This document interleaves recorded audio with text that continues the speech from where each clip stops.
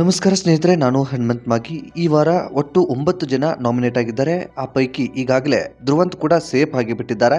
ಉಳಿದಿರುವ 8 ಜನರ ಪೈಕಿ ಈ ವಾರ ಬಿಗ್ ಬಾಸ್ ಮನೆಯಿಂದ ಹೊರಗಡೆ ಹೋಗಿರ್ತಕ್ಕಂಥ ಸ್ಪರ್ಧಿ ಯಾರು, ಅದೇ ರೀತಿಯಾಗಿ ಟಾಪಲ್ಲಿ ಬಂದಿರತಕ್ಕಂತಹ ಸ್ಪರ್ಧಿ ಯಾರು, ಈ ಕುರಿತಾಗಿ ಒಂದಿಷ್ಟು ಮಾಹಿತಿಯನ್ನು ಗಮನಿಸ್ತಾ ಹೋಗೋಣ.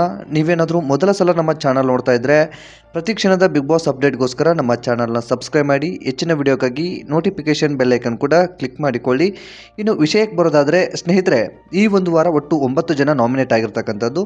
ಸೊ ಈಗಾಗಲೇ ಧ್ರುವಂತ್ ಕೂಡ ಸೇಫ್ ಆಗಿದ್ದಾರೆ. ಉಳಿದಿರ್ತಕ್ಕಂಥ 8 ಸ್ಪರ್ಧಿಗಳ ಪೈಕಿ ಸುರಾಜ್ ಆಗಿರ್ಬೋದು, ಮಾಳು, ಸ್ಪಂದನ, ಕಾವ್ಯ, ಅಭಿಷೇಕ್, ಗಿಲ್ಲಿ ನಟ, ರಕ್ಷಿತಾ, ರಾಶಿಕಾ, ಈ 8 ಜನ ಉಳಿದುಕೊಂಡಿದ್ದಾರೆ.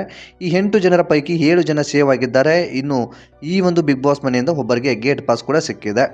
ಸೊ ಈ ಪೈಕಿ ಟಾಪಲ್ಲಿ ಇರ್ತಕ್ಕಂತಹ ವ್ಯಕ್ತಿ ಗಿಲ್ಲಿ ನಟ ಮತ್ತು ರಕ್ಷಿತಾ ಇಬ್ಬರು ಕೂಡ ಟಾಪ್ 2 ಅಲ್ಲಿ ಅಂದರೆ ವೋಟಿಂಗಲ್ಲಿ ಮೇಲೆ ಇದ್ದಾರೆ ಅಂತಲೇ ಹೇಳ್ಬೋದು. ಇನ್ನು ಬಾಟಮಲ್ಲಿ ಸ್ಪಂದನ, ಅದೇ ರೀತಿಯಾಗಿ ಅಭಿಷೇಕ್, ರಾಶಿಕಾ 3 ಜನ ಉಳಿದುಕೊಂಡಿರ್ತಾರೆ. 3 ಜನಗಳ ಪೈಕಿ ಈಗಾಗಲೇ ಸ್ಪಂದನ ಮತ್ತು ರಾಶಿಕಾ ಸೇವ್ ಆಗಿ ಅಭಿಷೇಕ್ ಬಿಗ್ ಬಾಸ್ ಮನೆಯಿಂದ ಔಟ್ ಆಗಿದ್ದಾರೆ ಅನ್ನೋದು ಮಾಹಿತಿ ಕೂಡ ಬರ್ತಾ ಇದೆ.